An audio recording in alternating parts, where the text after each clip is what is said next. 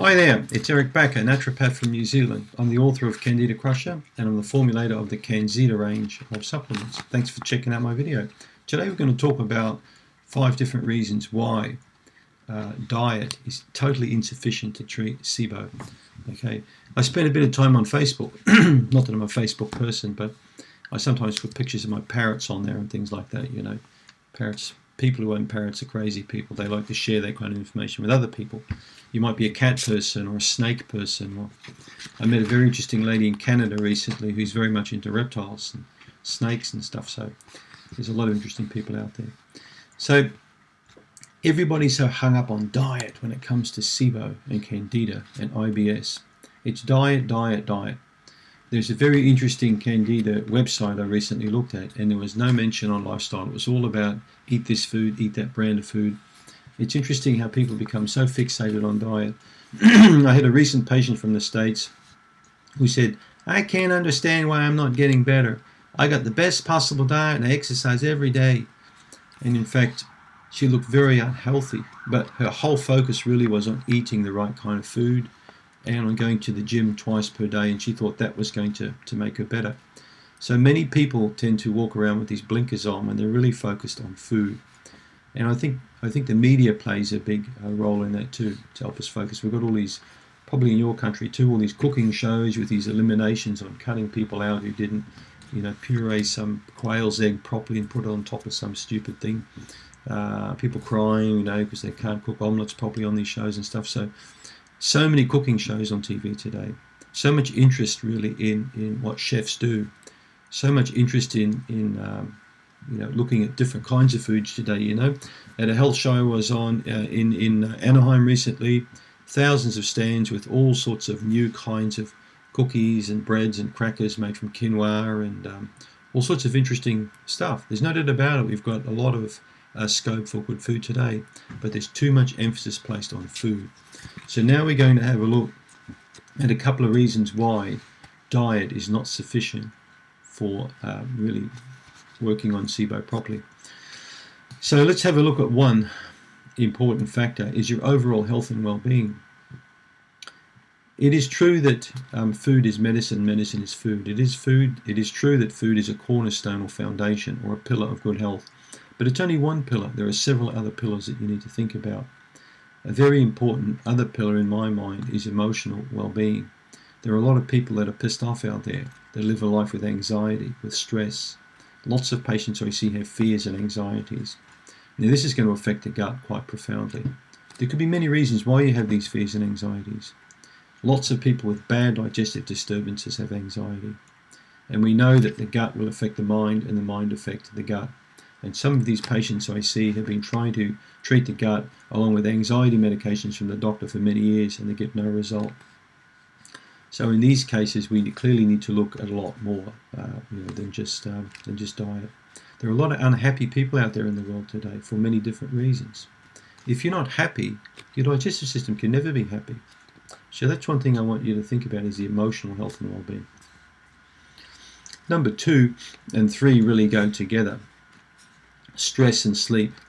So I've really called them separate points because we're really living in an age where many people just don't get enough sleep and don't get good quality of sleep. When I started practice, it would have been about 1 in 4, 1 in 5 people had a sleeping issue. Now it's more like 60% of people. It's over half of people I see now don't sleep properly anymore. They've got disturbed sleep. A lot of people wake up early in the morning. Many people can't get to sleep properly at night because their mind is ticking over. Many people get to bed too late. Many people use technology in bed. And now we've got all these ridiculous like wearable technology, these phones and things like that. Next thing we'll have electronic underwear to wear to bed, I mean, look the way it's going. We've got iPads in bed, we've got iPhones in bed, we'll have underwear in bed. I mean, it's ridiculous. So they're talking about these spectacles, these glasses now that you can look through with like displays on them and things like that. So the TVs will be gone in the future. You'll be watching all your movies on your glasses in your bed, It's getting to be ridiculous, this technology. So a really good point I like to make is we're stressing ourselves out with technology.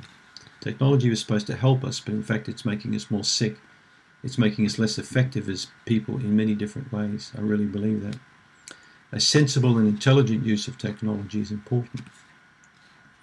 Stress, in my mind, is one of the #1 reasons why many people maintain gut problems for a long time and don't get rid of them.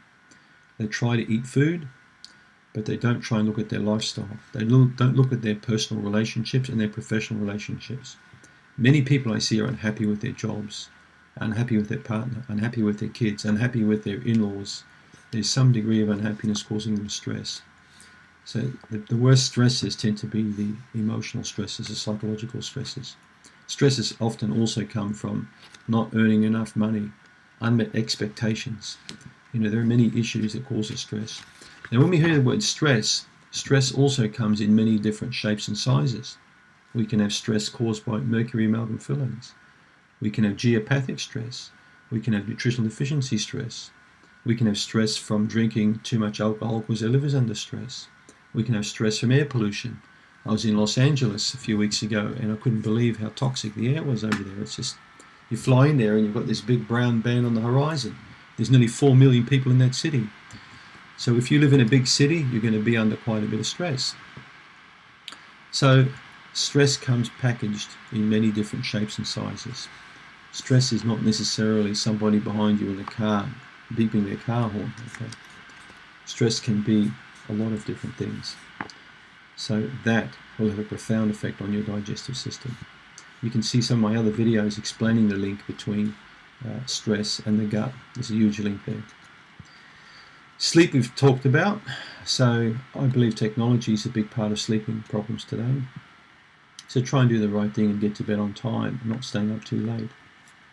Chemicals would be the 4th point.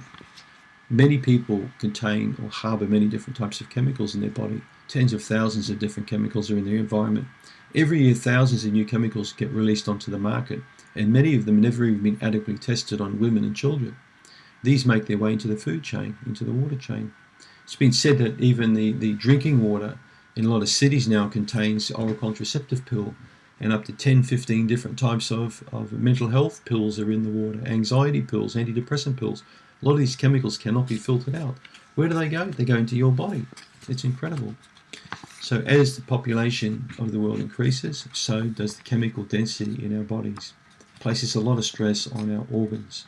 Regular cleansing and detoxification is going to help you really get on top of your health problems because it will allow your immune system to work more effectively.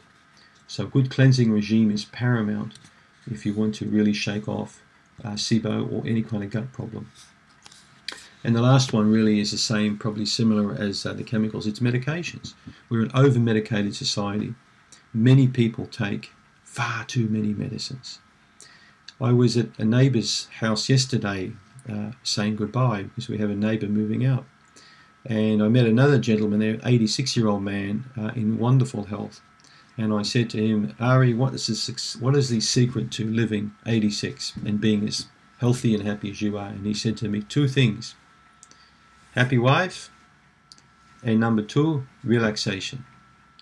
He said, I don't take any medication, never taken any pills. And I said, well, how can you be 86 and not take medications? I said, everyone takes medications beyond 70. And he said, I've got a quiet place in the yard where I sit and I completely relax. He said, the art of relaxation, he said, in my mind is the #1 for health.